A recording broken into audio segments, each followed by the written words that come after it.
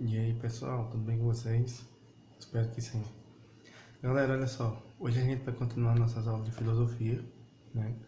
E hoje a gente vai, na aula passada a gente falou sobre Santo Agostinho, hoje a gente vai dar continuidade, só que hoje a gente vai falar diretamente, né, sobre as questões de Tomás de Aquino, né? A figura de Tomás de Aquino é uma figura extremamente importante, né? Tomás de Aquino nasceu muitos anos depois, né, de Agostinho, né? Ele vai nascer em 1225, né, e veio a óbito em 1274, né? Mas assim como o Agostinho, né, ele foi um religioso e estava inserido no contexto medieval, né? Porque aquele período a gente está falando ali, né, o período medieval, né, o período de desenvolvimento ah, das ideias que a gente vai encontrar nesse período aí era algo muito obscuro, né? Não havia muito é, é, a ideia de se pensar em si, né? As coisas eram mais impostas do que na verdade pensadas e organizadas. Ah, uma coisa interessante de se pensar, né? Agostinho vai nascer numa cidade chamada Sicília, né? E, perdão, gente, Aquino vai nascer na Sicília, né? E ele foi para um monastério desde cedo aí, né? Ah, quando a gente fala sobre os pensamentos, né, de Aquino, a gente precisa entender que a gente está falando de uma pessoa, né, que não vai limitar seu pensamento a algo que está sendo visto no momento. Então, por exemplo, a figura de Aquino, né, ela vai pensar aí que todas as coisas que acontecem, né, elas precisam ter uma razão, né? Eu posso até não compreender o que está acontecendo, mas basicamente eu preciso ter uma noção, né, do que eu estou falando. Então, Aquino, né, ele sempre trouxe como base, né, esse pensamento da discussão entre a fé e a razão, né? Aquino queria sempre pensar dessa forma, porque quando Aquino coloca esse tipo de ideia, né, ele vai falar sobre um pensamento aí da verdade, né, da fé, ou verdades de fé, ou verdades da fé, né? Por que ele fala sobre isso? Porque ele está falando sobre racionalizar as coisas, né? Inclusive porque a gente precisa entender que, apesar da gente estar falando de uma figura do cristianismo, né, que pensa a religião pautada aí na questão do monoteísmo, né, mas a questão politeísta ela era muito forte, né, no mundo antigo. Então essa ideia, né, vai se tornar importante a partir do ponto de vista de Tomás de Aquino, porque a gente percebe que Aquino ele se propõe além do seu tempo, principalmente quando a gente fala de um tempo onde a estrutura existente, né, a questão política, né, e a questão religiosa elas se misturavam bastante, né? Então as ideias de Tomás de Aquino, né, ele ela sempre vai ser colocada como algo interessante. E aí, gente, diminuir aqui a minha imagem rapidinho, tá? Então voltando aqui. Então, Aquino vai ser essa pessoa importante, né, desse pensamento filosófico. Daí uma outra ideia, deixa eu diminuir um pouquinho, uma outra ideia para se pensar, né? Outra ideia para se pensar é que Aquino sempre trouxe essa essa ideia do pensamento, né? E ele nunca colocou, por exemplo, o pensamento filosófico diferente do pensamento de fé, né? ele vai dizer que esses elementos eles se completam, né? Eles são complementares entre si. A existência da filosofia e a existência da fé ou da questão religiosa são complementares e não excludentes, né? Então, Aquino vai trazer essa ideia, né? E isso vai fazer com que, através dos anos, Aquino comece a desenvolver um sistema de pensamento filosófico que vai acabar desaguando aí naquilo que a gente vai chamar de filosofia escolástica. Inclusive, esse nome, né, escolástica, é o nome que vai dar origem às escolas, como a gente conhece hoje em dia, né? Para quem não sabe, né, só para cunho de curiosidade, né, a, a religião em si, ou o sistema religioso como um todo, é aquele que vai criar, né, as universidades, é aquele que vai desenvolver a ciência, tá?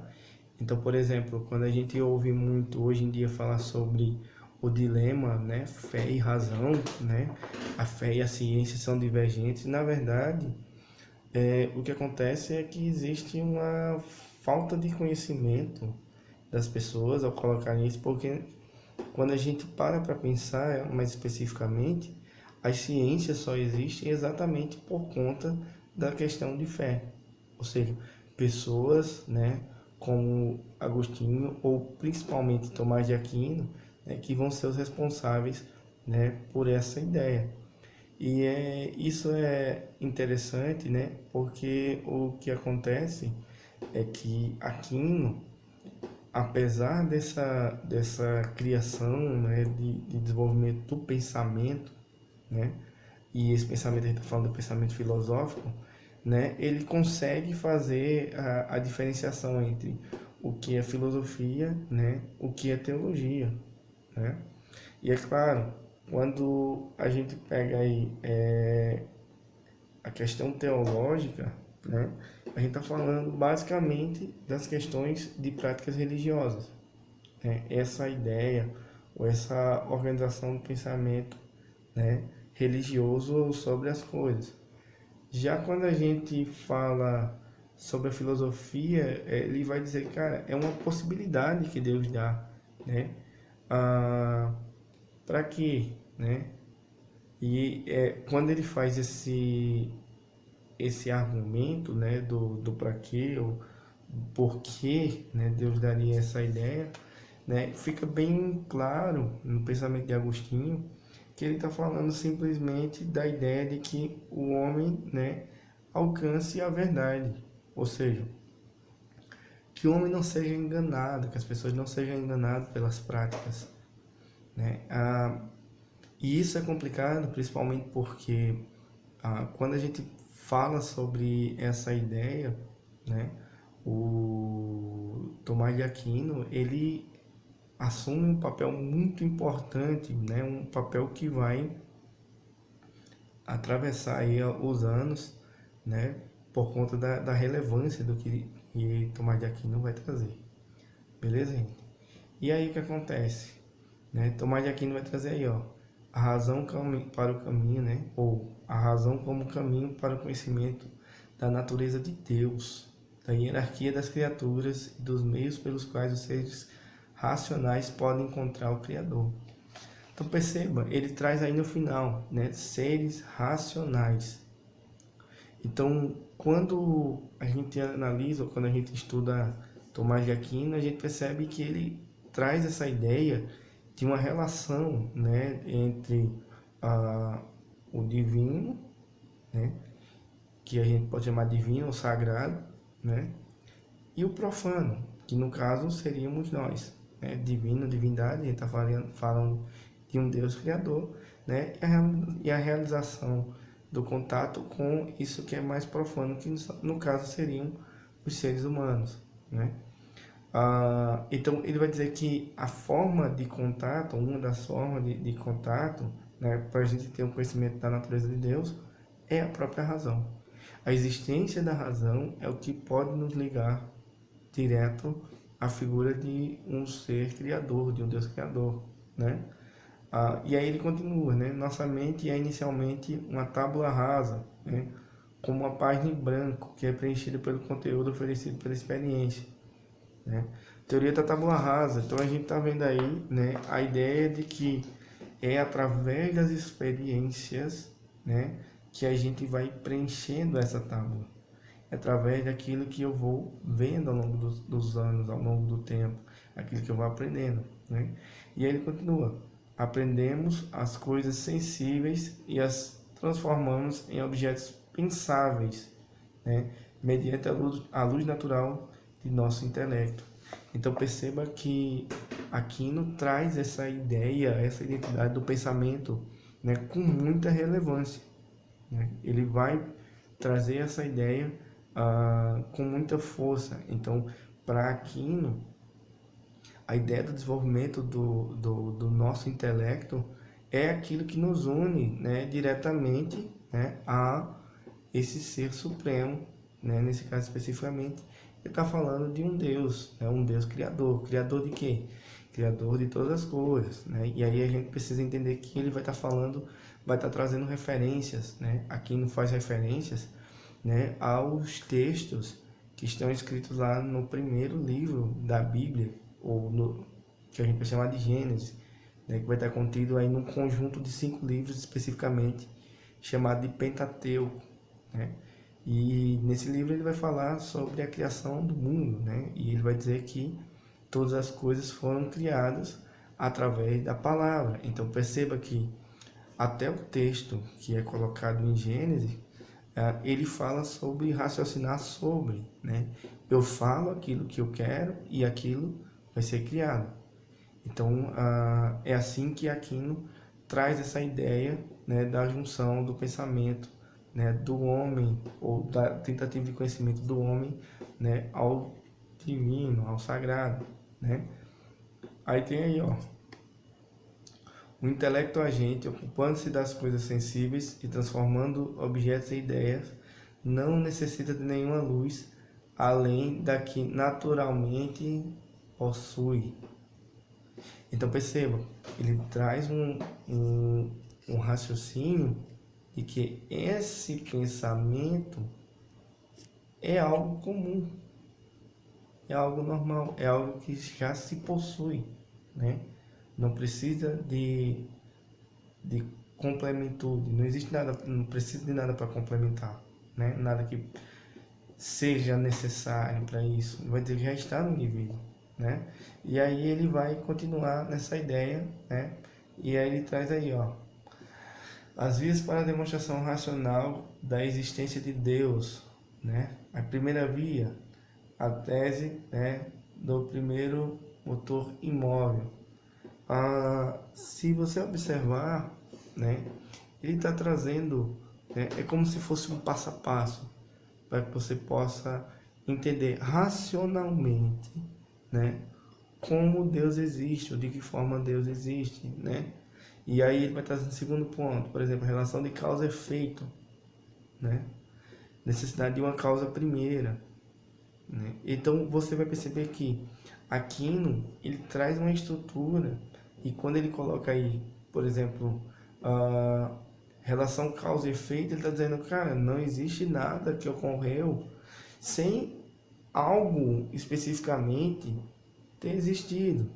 Então, por exemplo, alguém adoeceu de alguma doença. Ele adoeceu por quê? Existe uma causa anterior, né? Essa causa pode ser executada pela pessoa, ou simplesmente ela pode já existir e a pessoa ser acometida, mas de qualquer forma ela vai ter uma causa inicial, né? Depois ele vai dar na terceira via, né? Ser necessário, né? Ele traz aí, ser que não tenha sua existência fundada em nenhum outro ser, né? Não precisa de ninguém para existir, existe por si só, não precisa de outro, né? E aí ele traz, continua ainda, quarta via, é um ser perfeito, né? Gradação entre os seres, né? Pressupondo um parâmetro máximo de perfeição. E o quinto ponto, a quinta via, né? Ele vai dizer aí, inteligência ordenadora. Então você percebe que ele traz aí os pontos, né, para que seja pensado essa existência de Deus, né, e como essa existência ela vai ser importante, né, na vida de cada um, para que a gente possa entender melhor quem é Deus e como ele é de fato verdade. Beleza? Pessoal, eu vou parando aqui essa aula por aqui. Dá uma olhada no assunto, tá? Revisa, olha o material, tá? Qualquer dúvida, pode me procurar, fala lá no privado, tá certo? E aí eu vou sanar as suas dúvidas, ok, gente? Galera, não esquece de curtir o vídeo, compartilha aí com seus amigos, compartilha aí com a galera mais próxima. Não esquece de assinar o canal, beleza? E até a próxima, pessoal. Fui!